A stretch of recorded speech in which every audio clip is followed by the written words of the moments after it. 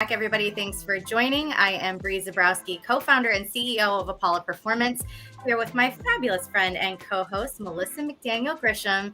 And we are back for another fantastic episode with our friend Ashley Mowry. Beyond the Steps is a show that we talk about all things impacting performing artists, from racism, gender equity, sex abuse and prevention, nutrition, psychology, dance medicine, science, and more. And today we are talking about one of our favorite topics that Ashley always helps us with, is psychology. It is, how do internal and external validation affect performance athletes? That level, we don't realize the impact that these two things have on us, and external validation specifically. Our background is dance, so I'm excited to dive into this today, and see how we can get a better grip on this and maybe be more conscious of it with our students. So for those that haven't met Ashley before, Melissa, tell our people, our audience, a little bit more about Ashley Mowry. I am so excited to introduce Ashley, who is a part of our family. She's been on so many times on Beyond the Steps over the past 4 seasons. Ashley is a former competitive dancer, dance educator, and competition company director. Now, as a mindset coach, an amazing mindset coach, she helps dancers build a healthy mindset so that they can shine on and off the stage. Ashley works with dancers one-on-one, with virtual coaching, as well as with studios and teams and workshops. She holds a BA in psychology from the University of Arkansas and an associate certified coach through International Coach Federation, a whole person certified coach, and a trauma-informed certified coach. All the things, as well as a certified positive psychology coach and a trained facilitator for Tara Moore's Play Big coaching program. So Ashley has all the certifications. You don't have to worry about it. She's got your best interests at heart when you work with her. She's a specialist for Doctors for Dancers, a blog contributor for the one and only Apollo Performance as well. You can also see her on tour with Embody Dance Conference, which she is in the thick of it right now, as we all are with competition season. And at Embody, she leads mindset skills seminars for all ages, including parents and teachers, because we all need it. Thank you so much for being with us, Ashley. Thank you all for having me. I'm excited to be back.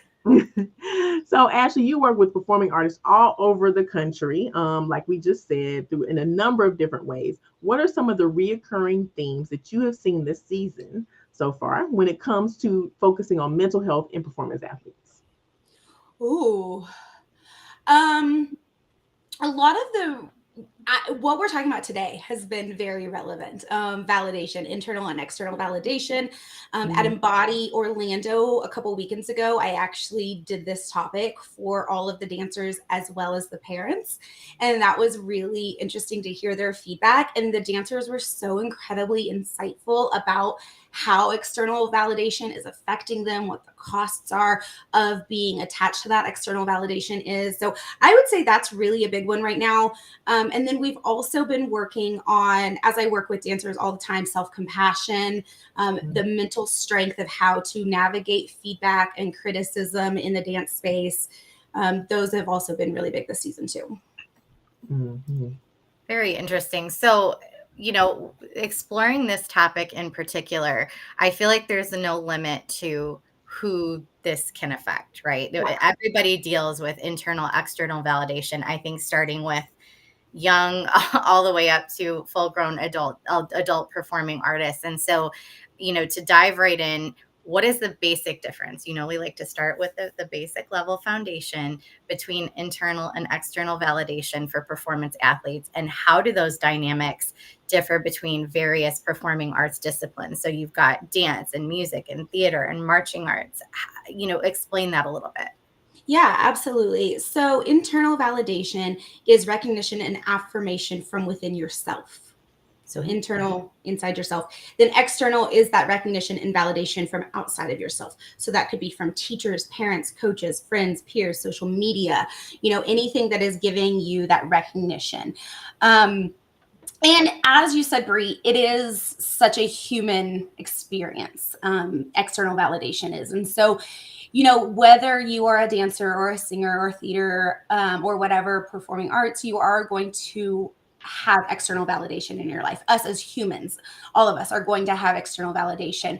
I think it really changes on the environment that you're in and the culture of that environment, and also what the measures of success are. So like competitive dance, it's I think in competitive things in general, you are going to, where somebody is like being scored and ranked, there is going to be that extra added layer of external validation because it is such an emphasis and there's such a focus on it. When we talk, okay, it might sound like a silly question, but when we talk about validation, can validation be positive or negative, or validation is positive and then you have factors that kind of tear at that validation? Yeah, that's a really, really good question. So, and I want to note the difference too. So in this context today, I'm not really speaking about emotional validation and supporting that way, because that is incredibly important, right? Like we want to validate our students' feelings and experiences. We want to say, I hear you, this is hard, I understand, we really want to validate their feelings. Where it gets sticky is when that recognition, so things like praise and awards and scholarships and which line you're dancing in and which featured parts you have, when that is starting to be the driving force in the dancer's motivation and what they are seeking, and that they're changing parts of themselves to get that recognition and to get that approval. And so that's where it starts to get sticky. When it becomes the focal point of what they're doing, instead of, hey, I love this, I want to do this, and I love the validation that I get from it. When it becomes the driving force behind what they're doing, that's when the red flags go up. Yeah, exactly. And I always tell dancers, like, it is okay for external validation to feel normal. I mean, to feel good. That's normal. Like, it's going to feel good. It's going to feel, that's totally normal for it to feel good. That's okay. The goal is not to like avoid it or not care about it. The goal is for it to not be your motivating factor and to not be what you tie your self-worth to, right? Because if we're building our self-worth and our self-concept about other people's opinions and other people's recognition of us, that's going to shatter when we don't get that recognition. Because inevitably, like, people, it's subjective. People are going to have different opinions. So subjective. And that's the whole issue, right? Is that you've got these judges and there are 3 people out of billions of people that are giving their opinion, and it is an opinion. Yes, and that came up when I was talking to the dancers at Embody last weekend about why we were having a group discussion about why external validation is so easy for dancers to get attached to.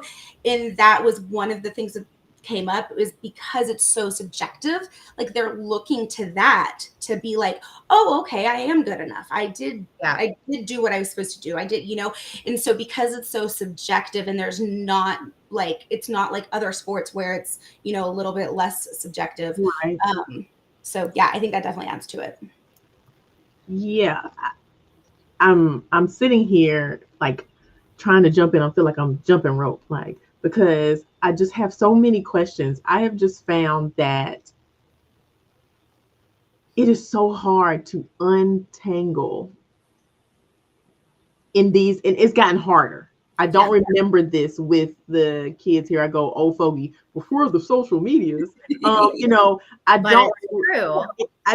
has gotten so much worse to untangle and unmesh the the need for external validation from judges and competitions in competitive spaces, and get these kids to still work hard.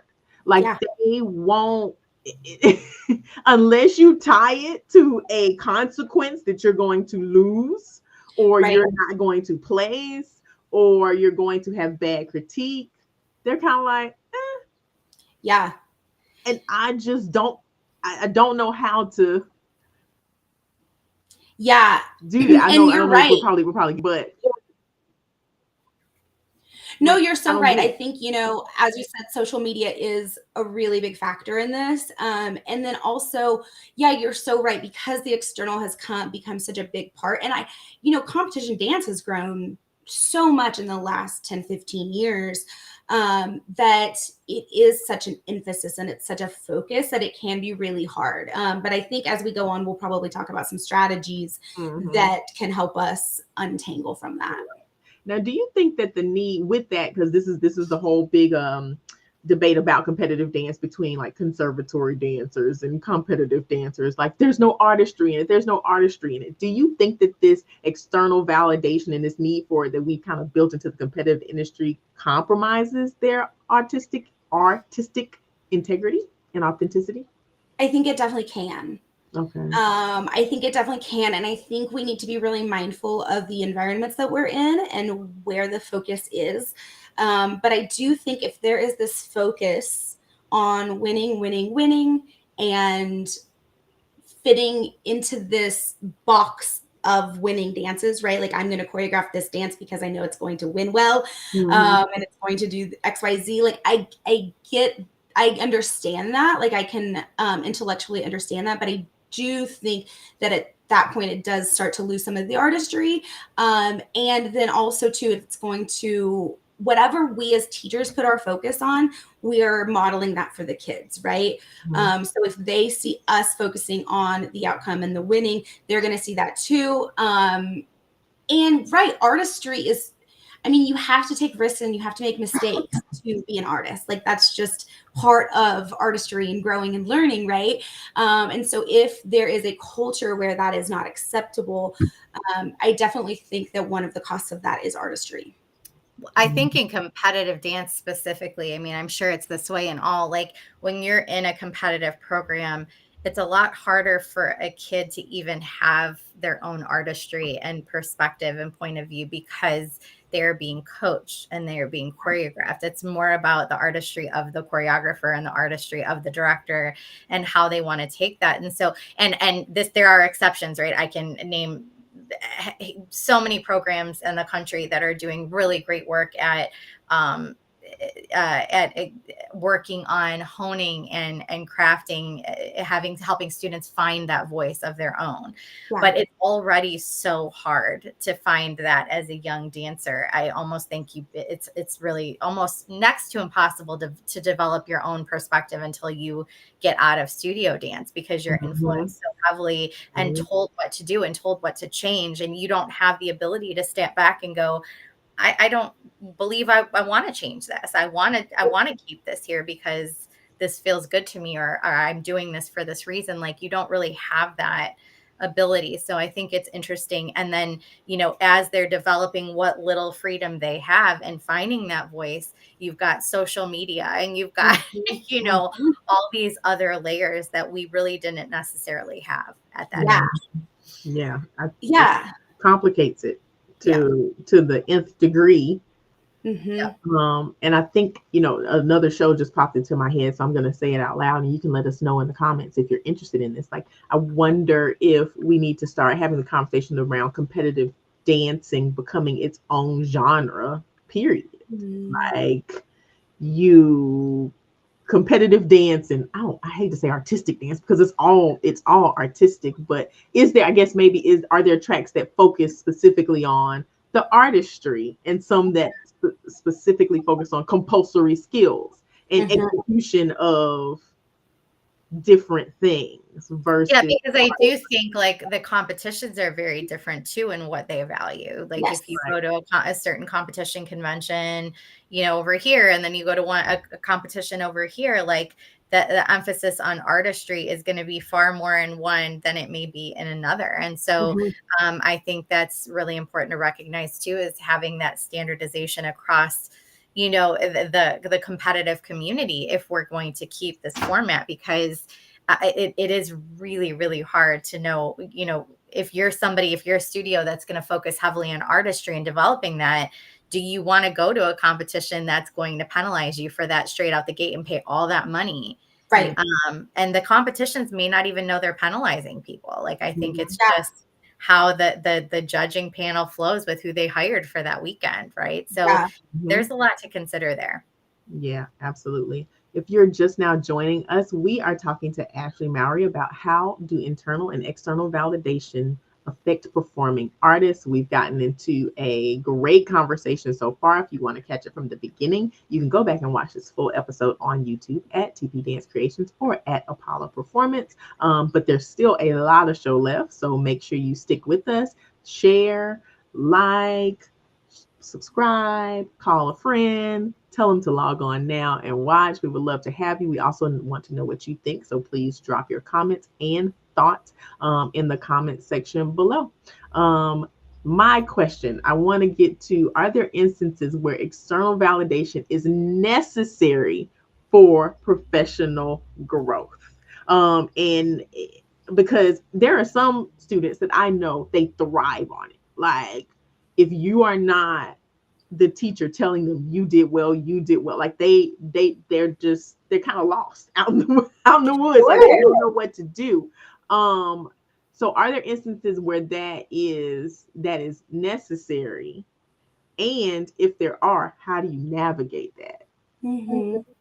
Yeah, such a good question. So what's coming to mind for me is, again, what I was saying about like it feeling good, external validation feeling good is not bad. Like that's okay. That's so normal. We're human. Like we crave that belonging, right? And so to keep that in mind, that it's okay that it feels good. And then again, we just don't want to become attached to it. So we have to remain focused on our why we're doing this, why we're showing up, why we're working so hard, why we love to dance, what our bigger role in the dance community is, right? That's going to propel us. And then we also, too, for those kiddos that we do find like need that external validation, we want to really, I go back to Carol Dweck's work on growth mindset. She's the psychologist and researcher that coined the terms. You've mentioned her before. Yeah. Yes. And I go back to her work. And when we are giving praise, like when we have that student that we know needs that external validation, we really, as Carol Dweck says, we really want to focus our praise on the process that is getting them there. So we want to focus the praise on their work ethic, their strategies, how they're showing up, their perseverance, their resilience, and the process that is getting them to where they are going to be, instead of just the outcome and their talents. Mm-hmm. Ashley, can you retrain an athlete, a performance athlete, or more specifically a child, to think differently, like to require, like those that require more external validation or perform better with more external validation? Can you retrain their brain to work through and get to a different process? Yeah, absolutely. So our brain has neuroplasticity, so it can change and shift. It takes intentional practice, right? And it also it depends on the environment. So let's say I'm doing one-on-one coaching with a kid. And we're trying to get them to shift from that reliance on external validation to internal, and also focusing on the process and focusing on their why. We're going to work on that a lot in session, but it's also the other factors that are outside of session are going to influence them, right? So like how parents and guardians treat them, what their emphasis is, the studio that they go to, how their teachers praise them, how their teachers talk to them, right? So yes, absolutely. Is it possible? 100%, but it is going to have to be more than just in session. Mm-hmm. Okay. Mm-hmm. It has to be part of the practice, part of their routine. Okay. Right. So can external criticism hinder internal validation? Like, so can getting inappropriate or too much external criticism or feedback, or maybe inappropriate external criticism or feedback, impact internal validation? And if it can hurt it, how do you make these performance artists resilient so that they can bounce back from that? Yeah. So absolutely, criticism can absolutely impact your the internal validation that you give yourself. We know that our inner critics, so that inner dialogue that is critical of ourselves, is influenced by criticism that we receive. So our inner critic takes that criticism and amplifies it, and that's what becomes our inner dialogue. So we definitely know that it does. So that's why when we're teaching, especially with younger ones, we want to be really careful that our criticism and feedback is constructive and healthy, and not, as you said, inappropriate, right? Like we want to really be mindful about how we're criticizing and giving constructive criticism. How we can help dancers be resilient in that is, one of the ways is there's a couple ways. So number one, in coaching, we work a lot on shifting how we look at focus and reframing how we look at focus, reframing how we look at feedback. So we're going to look at feedback as information, and specifically information about the person giving it, right? Because if I'm in class with Bree and she's correcting me, those corrections are very influenced by Bree's training, Bree's education, Bree's personality, Bree's past, they're very influenced that. So I can look at that as like, okay, this is information about Bree and what the level of teaching that they're bringing to me, and how can I use that to better myself and better my craft, right? So that's one way, is looking at feedback as information about the person giving it. The next thing that I do with dancers too, to build that resilience, is to develop a practice of self-compassion. And I know last year we did a Beyond the Steps on self-compassion. And so, I recommend checking that out to any teachers who are interested in that. But in the most basic sense, self-compassion is the understanding that we can treat ourselves with the same kindness and understanding that we would treat somebody that we love. So when we get that negative feedback, we can say, oof, that hurt. That stings. And that's okay that it stings, right? Part of the human experience is those hurts and those mistakes and those failures, right? And so really recognizing those, normalizing those for ourselves, and then saying kind words to ourselves. Got it. Got it. So we touched on a little bit earlier, social media. How has the landscape of external validation changed for performing artists in general? And what impact does it have on the mental well-being of the artists and athletes that we're seeing today? Yeah, I think it's really increased the pressure and increased the reliance on external validation, right? Between likes and followers and views and all the things, shares, it really puts another layer to that external validation.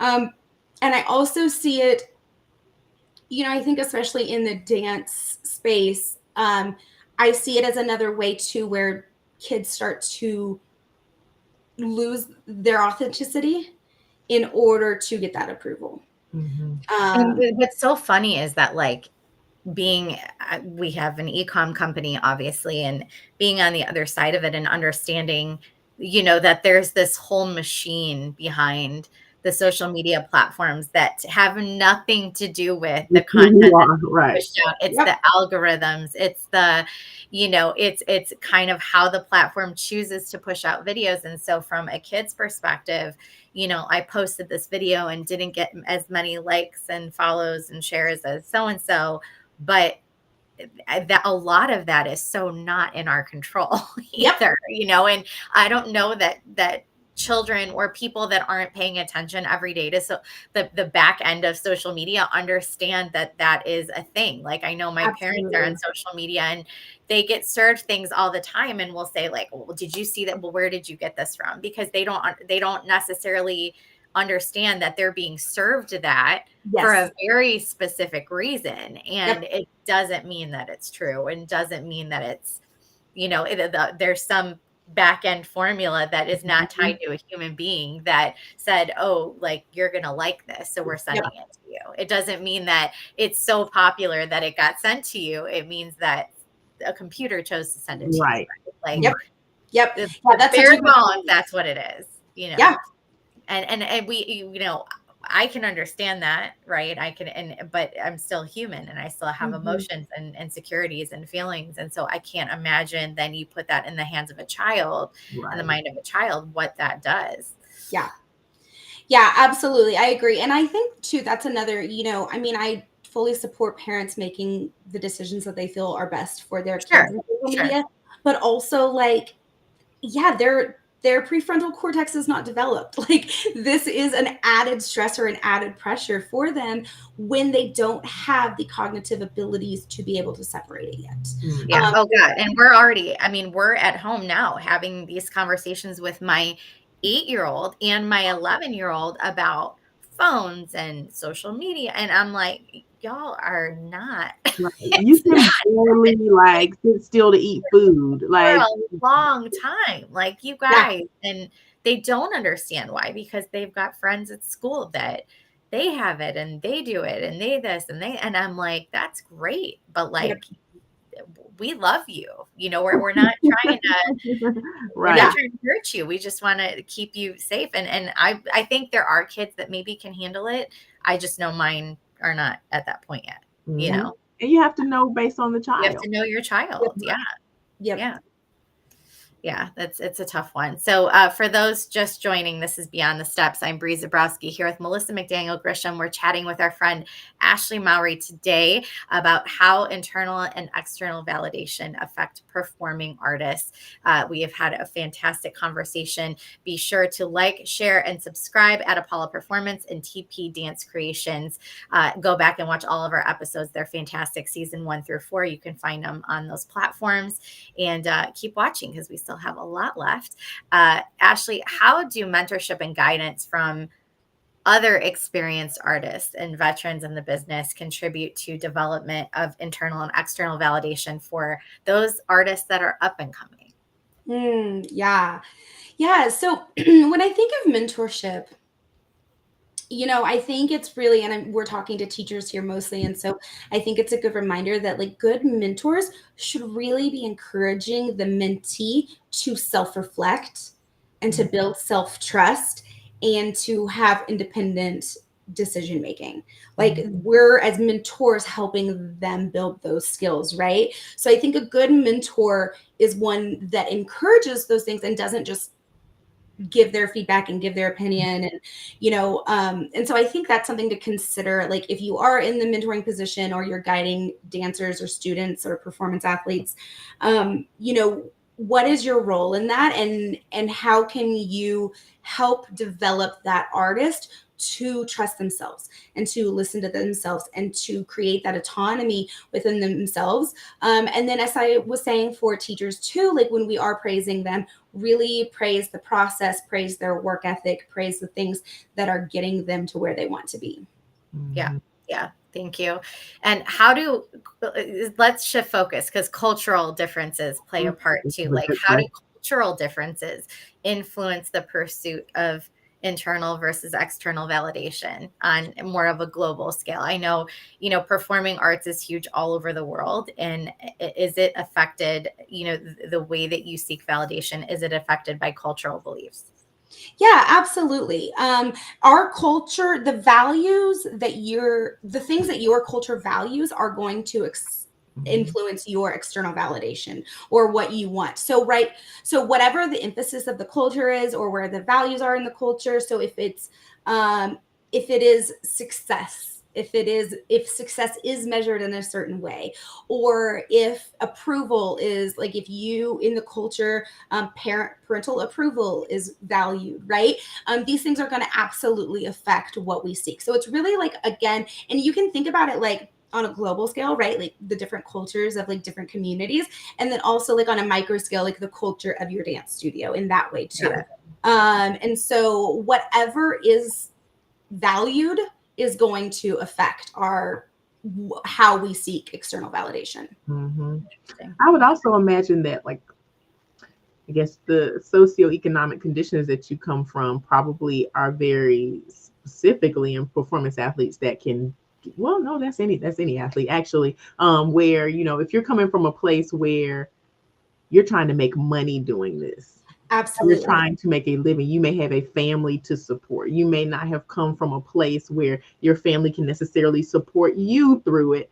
And so external validation from a standpoint of, you're going to give me a job, you think I'm good enough to book this gig, you think I'm good enough to make this team, you think I'm good enough to be drafted, like those types of things being tied to your livelihood and how you're going to live have to be hugely stressful. And it's kind of like, I gotta depend on this person's opinion, because if I don't live. Right. That's a great point. So are there there are situations where you may have to rely more heavily on external validation for what you do to survive, right? So like, then how do you navigate that? Yeah, I think like in a capitalist society, which we are in, that is going to be a factor, right? Like it's so tied in, and especially like if you are a professional making money, it's absolutely tied in. I would say like my biggest encouragement would be to also simultaneously try to keep that purpose and that why alive within you, right? Like, yes, you need those jobs. Yes, you need it to live. And that is so real and so valid. And then also, like, what part of yourself, like, why are you doing it for yourself? You've got to keep that alive as well. Even Mhm. if it is, I need to support my family. Yeah, Like, absolutely. why, Yep. but then, is there a line that can get blurred with your integrity and all of that if you're, you know, so desperate to, this is my why, I will do anything to do that, right? Like, Mhm. then are Yeah. you compromising your values and integrity there, Right, So, right. I think you have to have a clear understanding of your values, right? Like, if one of your values is like providing for your family or providing for yourself, like, I think that is totally real and absolutely okay. And again, like in capitalism, that's what we have to do, because we have to make money to survive. And so I think that it's then really watching that your worth, your self identity, and your self worth are not tied up in those gotta- things. Like, even, and we see that a lot, right? Like in it getting tied up in wealth and money and making money. And so again, it's that practice of having self-compassion for yourself and giving yourself that internal validation that, like, I am enough, I am worthy with these things and without these things. Mhm. Absolutely. gotta Absolutely. So we've kind of talked a little bit about what the dangers are of really focusing on external validation. I don't know that we've really gotten into. I would imagine that there's probably mental illness that can be, or mental challenges that can be developed, like depression or anxiety or things like that. But are there dangers of being relying too heavily on internal validation as well? Like, is there a need? Is there a balance where it's like, you know what, I need to have a focus on external validation somewhat? Yeah, I think definitely, like, I think as humans we are going to just naturally have that balance, like, or not have that balance, but have both happening, and it's up to us to find the balance that is healthy for us, Mm-hmm. right? And again, like, internal validation is just simply like, I am worthy, I am enough, I can handle this, and believing those things and trusting yourself in those situations. And so, and giving yourself that validation. So I do think that it is such an important component. I do think that there has to be a balance. And again, like, external validation is going to feel good, but where it gets sticky, where it turns into anxiety, depression, burnout, pressure, is when you start building your self-worth on that, right? Like, I'm only worthy because I've won Miss Mm-hmm. Star Power or whatever, or that's my whole self-worth is built on other people's opinions and other people telling me that I'm good.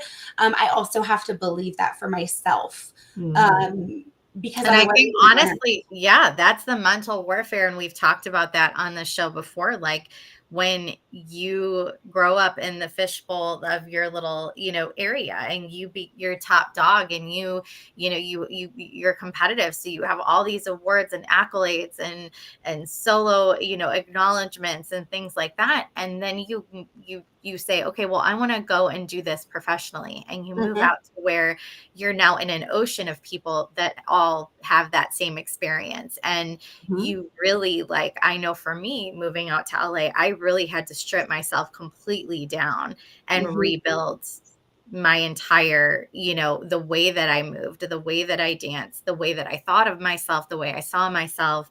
And there were times I questioned, like, I don't know if this is for me. Like, I Mm-hmm. don't know if I want to wear this to that audition, and I don't Yeah. know if I get this job that I'm comfortable doing this thing. And Mm-hmm. you really have to start completely over, and it is scary, and it is very lonely, and it's something you really have to work through. And Mhm. that's why, when you talk about those professional, New York, LA, like, you see the glamorous success stories on social media of the people that did it, and like the 1% of the people that climbed to the top of that mountain. But there are so many people who just go, I 6 months and I'm out because I don't know how to deal with all of this. Mhm.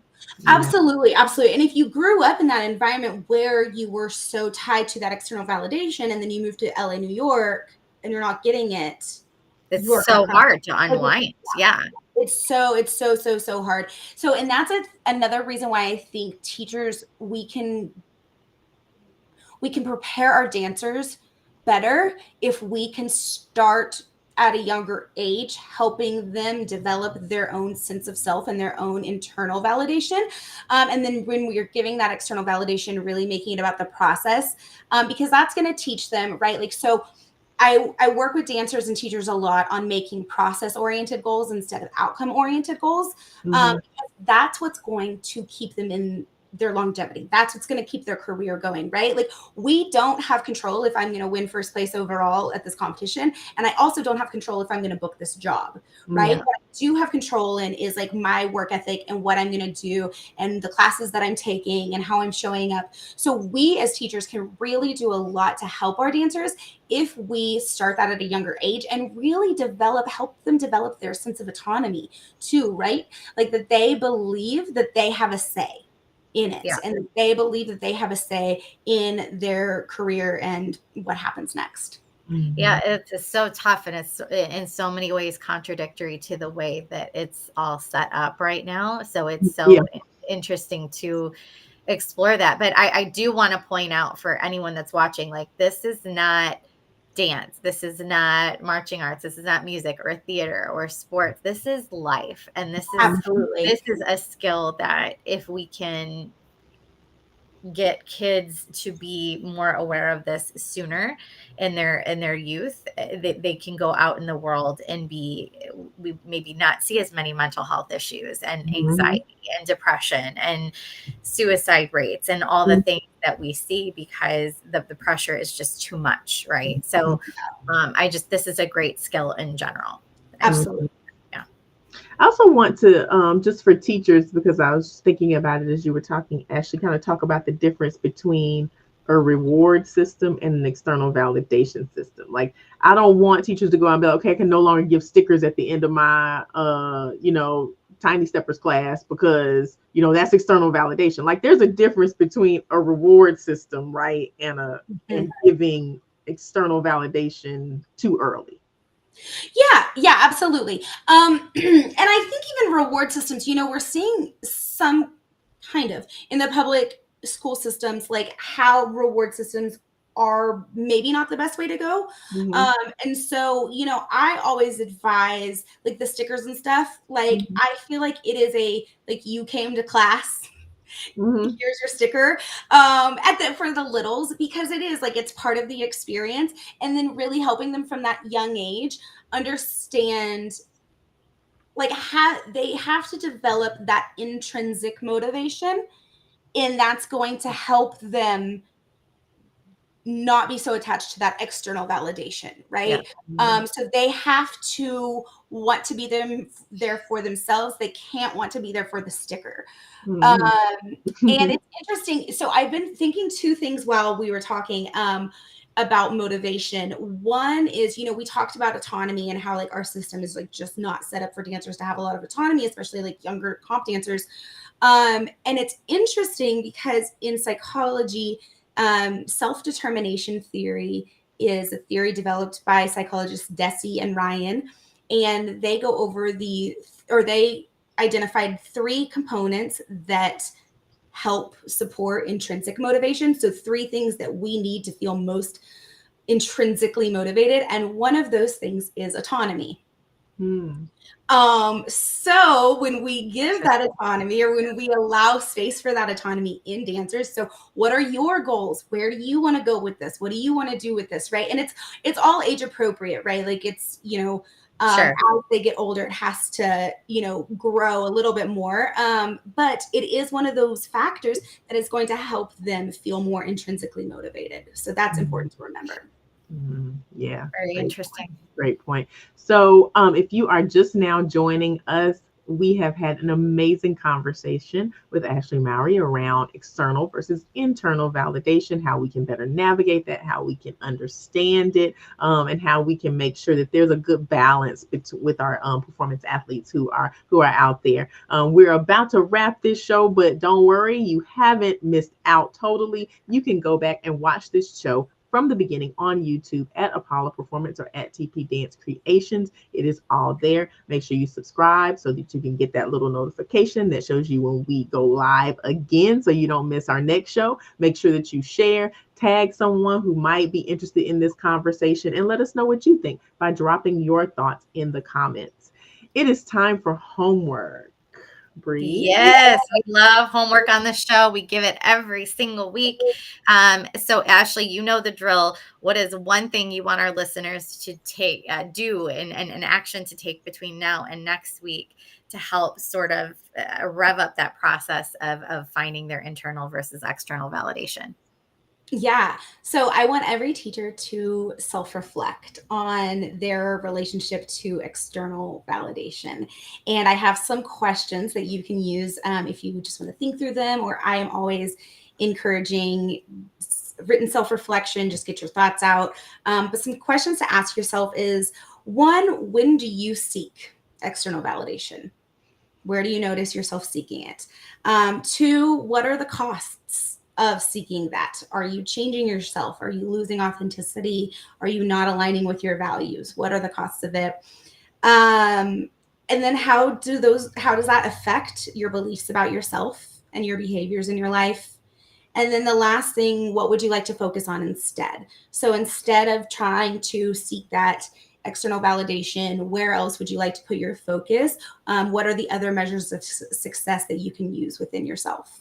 Love that. And by teachers doing this, if you're an educator, then you're going to inevitably understand a little bit better and be able to translate that to your students. Yeah. I think part B would be like having this conversation with your students, right? And talking to them about external versus internal validation, what it means, and asking them like, what external validation do they find themselves attached to? That might be a good, journal exercise for, we talked about journaling, and hopefully people are putting that into practice. Yeah. But that journaling exercise we do, during each week of our dance training or whatever training you're doing out there, that would be a good topic. So yeah, absolutely. Do that. All right. Ashley has given your homework. You have to do that, but you also have to take our STEPS initiative course. This was the catalyst for this podcast. It is still available for free to you and anybody else that wants to take it. Melissa is going to throw that link up, or she already has. So you can click that link, go and take the course for free. It's an online digital course series that's going to tackle all of the topics we talk about on the show and give you sort of a general foundation, educational information and resources that you can use to expand on your journey of knowledge and hopefully put into practice so that we're all happier, healthier individuals from the inside out, head to toe. Again, that's the STEPS initiative course, and you can take it completely free. Go at your own pace. It's super great. So I encourage you to take a look at that. And then Ashley, tell everybody out there, I know we've done this before, but to keep telling the people how they can get a hold of you, because I think you're just so necessary for our industry. Thank you. Yeah. So my website is ashleymowry.com. You can find me on Instagram at ashley.mowry.mindset. My email is ashley@ashleymowry.com. So please reach out if you have any questions. I do one-on-one coaching with students and teachers. I also do virtual and in-person studio workshops for teams and companies. And then you can also catch me at Embody. I'm at 3 more cities this season. I'll be in New Jersey, Denver, and Rhode Island. So you can catch me in those cities too. And I'll be doing mindset skills seminars for each age group in all of those cities. Awesome. Thank you so much, Ashley, for being here with us. We just absolutely love having you every single time. Back. Thank you, Bree, for hanging out with me and doing this show with me for 4 whole years. I can't believe it, how long it has actually been. Thank you for all the viewers who hang out with us on a weekly basis and like and share and subscribe. We love you and you're the reason that we do it. So please do more of that. We are going to be back next week with another great show, right 3:30 Eastern time on YouTube at Apollo Performance and at TP Dance Creations. In the meantime, go back and watch this episode as well as others. They are all there for you from season 1 all the way up to right now in season 4. If you have a topic or if you want to be a guest, let us know. You can DM us at TP Dance Creations or at Apollo Performance or at info@apolloperformance.com. That's the correct email address, right, Bree? Yes. Yes. Like, yes. Both of us blanked out on that one, but yes, you can email us there. If you think you have something that you want to talk about or you have a topic that you really love, please reach out to us. We are looking for new topics and new guests for the remainder of the season. Until next time, continue your journey beyond the steps. We will see you next Friday. Bye, everybody. Bye. Thank you.